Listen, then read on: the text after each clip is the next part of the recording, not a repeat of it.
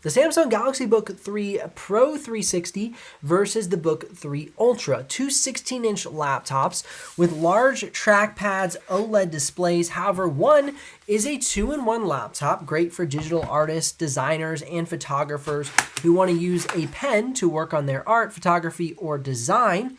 And another one that comes with an H-series processor and a dedicated GPU. Now we have the lineup here before us with an i7 1360p and integrated graphics versus the i9 13900H and RTX 4070 equipped version. Now you might ask, why not compare the i7 to the i7? And here is why. When it comes to the Samsung Galaxy Book3s, you cannot upgrade the RAM on the laptops. What you purchase it from Samsung or Best Buy or Amazon or wherever you buy it from, with as far as RAM is concerned, is what it's going to stay with. Now, as far as the Ultra, you can upgrade the storage. So you can swap out the occupied M.2 slot with the drive that comes in the laptop, but there's also an unoccupied M.2 slot where you can add another SSD. Very cool. However, the Pro 360 does not have that. Okay, back to why I'm not comparing i7 to i7. When it comes to these laptops, you'll see later in the performance that the single core performance of the i9 versus the i7, and we have an i7 P-series processor, which is a low power processor, versus an i9 H-series processor, which consumes a higher amount of power. Just to keep terms simple, they're very close in single core performance. Where we see a big difference, it starts to come out in the multi-core performance. Multitasking. The 32 gigs of RAM helps the processor do multitasking in the Ultra. If you're to buy the Ultra with the i7 processor, it comes with 16 gigs of RAM. And so what that means is you're not getting the benefit from that H-series processor going from a P-series to an H-series. So the Book3 Pro 360 has a P-series, the i7 13700H, H-series, higher performing processor, more power consumption, but the 16 gigs of RAM to me would be a bottleneck. Stack on that with an RTX 4050, which does have good performance, but I don't think you're going to see that big of an advantage choosing the Ultra i7 over the Pro 360 i7. I hope this is making sense. If it is, comment below and say, okay, we're on board, we understand what you're saying, or you're a complete jagaloon and you have no idea what you're talking about, which I would disagree with you. But comment below anyway and let me know. All right, let's go ahead and dive into the usability of these two laptops, and then we'll get into the performance benchmarks. Now, first and foremost, let's just do a quick sample of the webcam so you can see what those look like on each of the laptops. This is the webcam on the Samsung Galaxy Book3 Pro 360, and a little sample of the audio for you as well. This is the webcam on the Samsung Galaxy Book3 Ultra, and a little sample of the audio for you as well. The next thing we're going to take a look at is the speakers coming out of the laptops. What do they sound like? Here's a quick sample for you.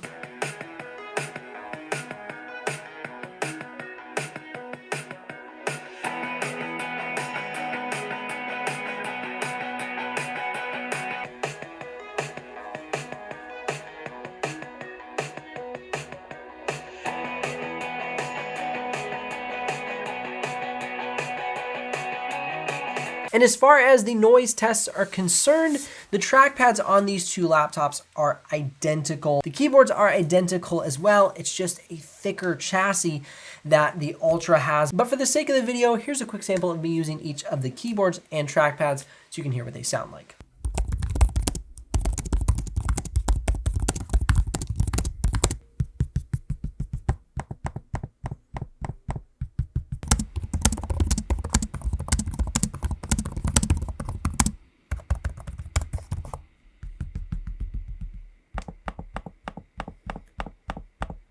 Now, as far as the weight and thickness is concerned, you can see that the Ultra is a tad bit thicker, but honestly, not that much thicker, which is really cool to see. So the weight and thickness of the laptops is actually very similar, the Pro 360 being a bit slimmer than the Galaxy Book Ultra.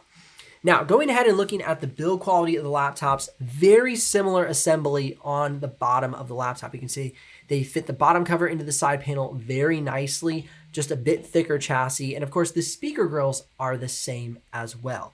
Now, going ahead and taking a look at the ports, you can see that we have HDMI, USB Type-C on the left side panel. And as we flip them over, we have the exact same ports.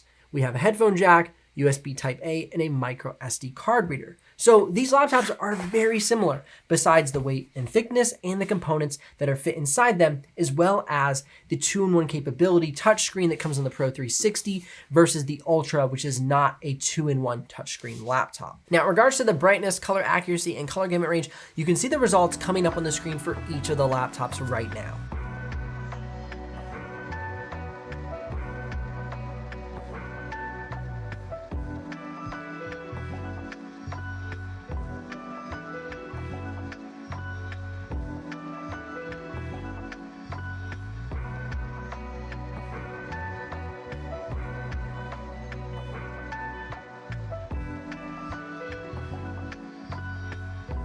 Now, as I mentioned, these are very similar laptops in regards to the build, but let's go ahead and check out the screen shakiness between them. This is the Ultra, this is the Pro 360.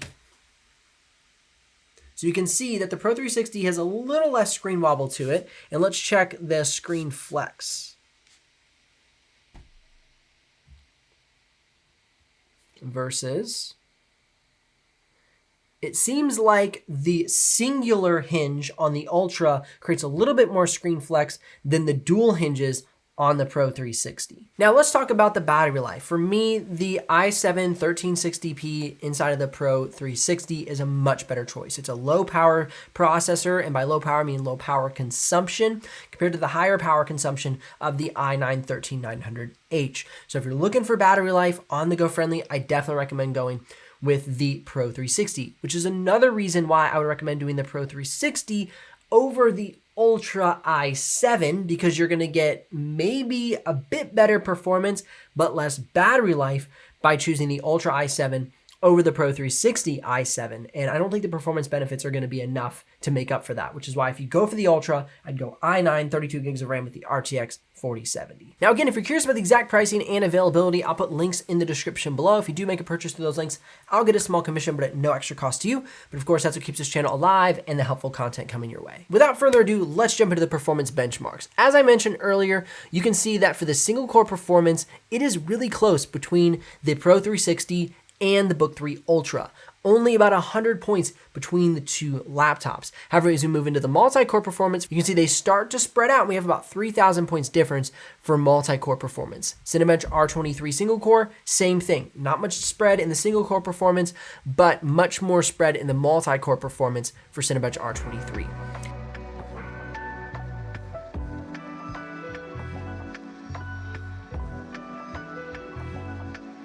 Now, looking at Photoshop, we score at 898 inside of Photoshop for the Pro 360 and a 1,146 for the Ultra. Again, that 16 gigs of RAM compared to 32 gigs of RAM is one of the big parts of more performance. Obviously, that i9 13900H is more powerful, but Photoshop loves RAM, which is why if you're considering using this laptop for Photoshop and you don't want a touch screen, I would get the i9 Ultra. It's gonna have a lot of ceiling to perform really well in Photoshop. I did an interview with a comic book artist, and he was saying that because of the size of the files he's using in Photoshop, he would see some bottlenecking from the 16 gigs of RAM. So if you're using really big Photoshop files, like hundreds of megabytes for your Photoshop files, then the 32 gigs of RAM in the Ultra will do better. However, you don't have the touch screen. So there's kind of some nuances here that Samsung pigeonholed us into because they didn't allow a 32 gig variant of the Pro 360 Ultra. Personally, I just think that wasn't a good idea. Now, moving on to After Effects, we are seeing the Ultra be the option for After Effects. The Book3 Pro 360 just wasn't a contender for me inside of After Effects. With only having 16 gigs of RAM and a P-series processor, it just didn't have the power to get a really good benchmark score inside of After Effects. Gonna lean you towards the Galaxy Book Ultra. Now, for Blender, Autodesk 3ds Max, Autodesk Maya, PTC Creo, and SolidWorks, you can't even mention the Galaxy Book3 Pro 360. It's just the wrong machine. It doesn't have a dedicated GPU, and it doesn't have an H-series processor. So the medal automatically goes to the Book3 Ultra. I'll throw all those scores up on the screen right now just so you can check them out, but you will not see the Pro 360 on those benchmark charts because the tests will not run on them effectively.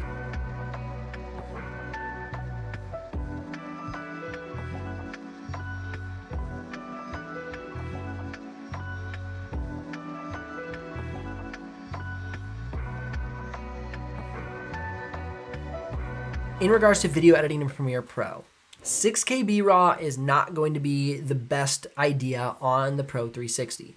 The Ultra performs 6K B-RAW video editing very well. It only has about 85 drop frames in the timeline for 6K B-RAW. Now, 4K on both of these laptops is great. 0 drop frames on both the Ultra and the Pro 360. Even on battery power, we're seeing 0 drop frames for 4K.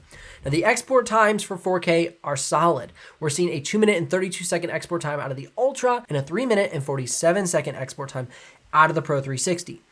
So like I'm saying, again, to bring up the i7 version of the Ultra, the jump would be seemingly so incremental between the i7 13700H and the RTX 4050 that to me, it doesn't make sense to miss out on the battery life and the flexibility of the Book3 Pro 360 because they both come with 16 gigs of RAM and the i9 is the one that comes with 32 gigs of RAM. I hope I'm not knocking that home enough for you guys to start to see like the perspective I'm trying to paint here. Now, the interesting thing is for the B-RAW export time, we saw a 28-minute export in 12 seconds out of the Pro 360 and a 21-minute export out of the Ultra. So there wasn't as much of a spread there as I expected for the B-RAW export time. Now, for DaVinci Resolve, the clear winner is the Ultra, 14 minutes and 17 seconds on the Pro 360 versus 6 minutes and 17 seconds on the Ultra. Punch for punch if you're a graphic designer, digital artist, or photographer that does not do extreme multitasking or have massive file sizes in Photoshop, then the Galaxy Book3 Pro 360 is a fantastic choice.